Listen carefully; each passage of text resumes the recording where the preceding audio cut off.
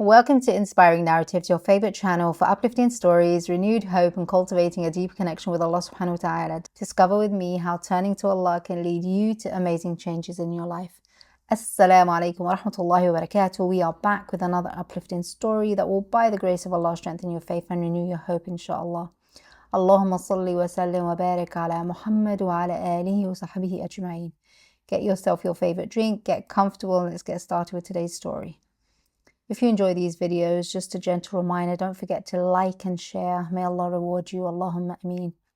The woman of this story says, I'm sharing my story because I know many others have faced the same struggles I did. This story is very important. She says, I was a body without a soul until I became close to Allah, the Lord of the worlds, and my life truly changed. Truly, our only salvation is closeness to Allah subhanahu wa ta'ala. I used to be cheerful, always smiling, always laughing. I had dreams, goals, and hopes for my future. I was full of life until something happened that changed my life forever. When I reached my first year of university, like any girl or young man at that age, my dream was, when will I graduate? When will I finish university so I can work, travel, prepare myself, and get married? I reached that stage and I was very excited. I kept saying, when will we finish? When will fourth year come? I used to pray to Allah subhanahu wa ta'ala that the days would pass quickly so I could reach my fourth year. And indeed, the days passed quickly and fourth year came. But what happened to me in the fourth year is something I never wished would happen.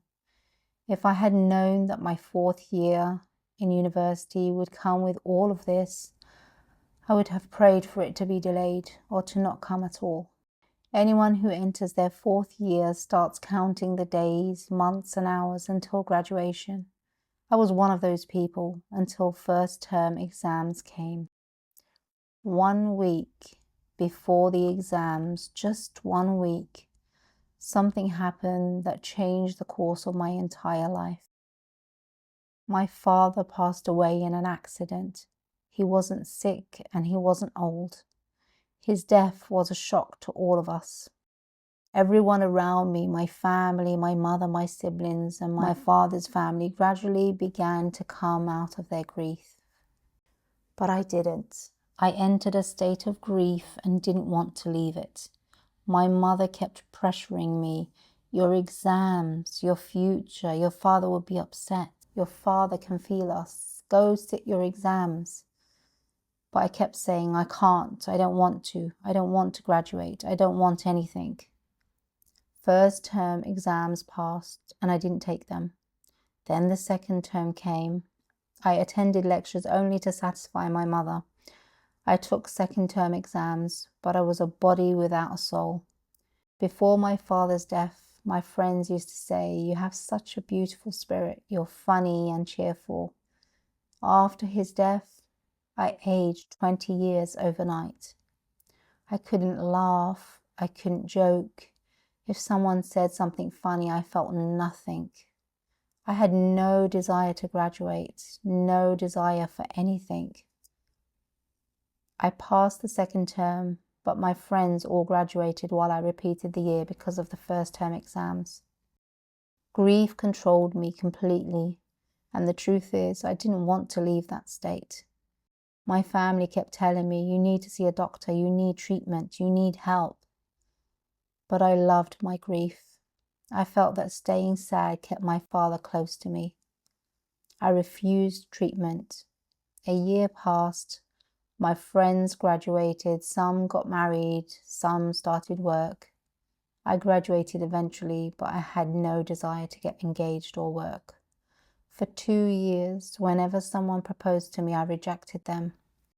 I didn't want to know anything about them or even meet them. I stayed home, closed off, consumed by grief. My uncle helped me get a good job at a company. I went to work and came home just doing my duty. But my laughter, my spirit, everything was gone.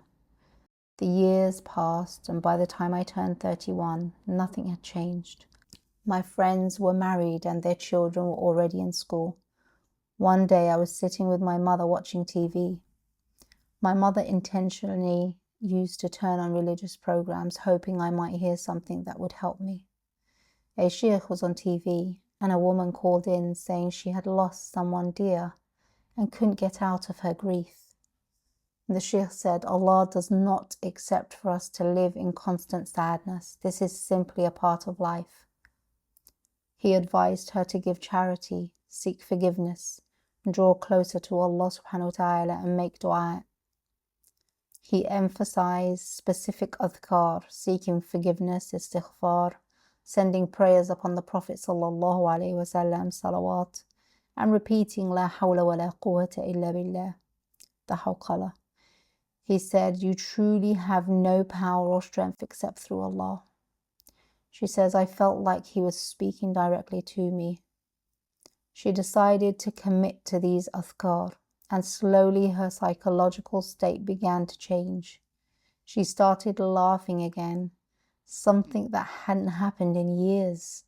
Her mother noticed and said, I feel like you've started laughing and joking again. She realized that closeness to Allah subhanahu wa ta'ala was the reason her life began to change.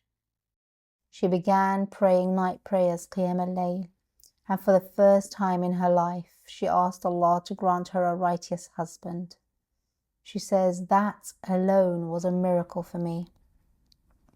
She began to feel hope again. She began to want a home, a husband, and a family. When people proposed, she began praying istikhara instead of rejecting them immediately. Eventually, a man proposed whose education and financial situation were less than hers. Her mother thought she would refuse, but after praying istikhara repeatedly, she felt peace with him. They became engaged, then married. 6 months passed after the wedding with no pregnancy, and she began to worry. Doctors reassured her that everything was normal and advised her to be patient. 9 months later, she returned and discovered she was pregnant.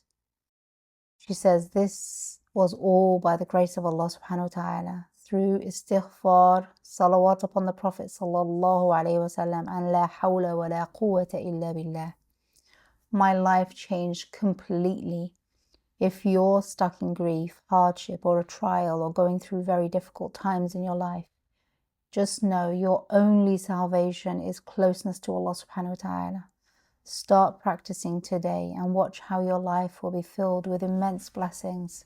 So that's a wrap, guys, for today. Remember, guiding others to goodness earns the same reward as doing good yourself. So don't forget to share the video with those you care about most. Until next time, Assalamu alaikum wa rahmatullahi wa barakatuh.